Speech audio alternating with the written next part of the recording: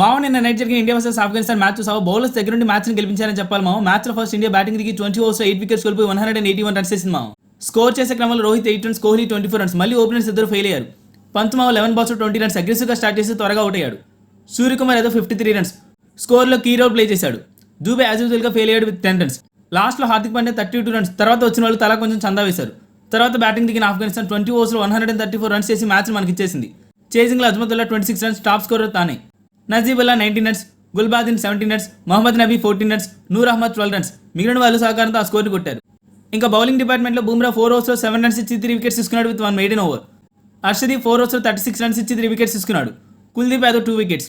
Afghanistan bowling డిపార్ట్మెంట్లో Rashid Khan 4 ఓవర్స్లో 26 runs ఇచ్చి 3 wickets తీసుకున్నాడు. ఫరూకీ 4 ఓవర్స్లో 33 రన్స్ ఇచ్చి 3 వికెట్స్ తీసుకున్నాడు. సో ఇండియా సూపర్ ఎయిట్లో తన ఫస్ట్ విన్ నోట్ చేసుకుంది. సో ఈ మ్యాచ్లో player of the match Suryakumar Yadav కైవసం చేసుకున్నాడు. సో అది మా ఓవర్. నెక్స్ట్ మ్యాచ్ ఓవర్లో మళ్ళీ కలుద్దాం. అంతవరకు సబ్స్క్రైబ్ చేసుకోవడం మాత్రం మర్చిపోకండి.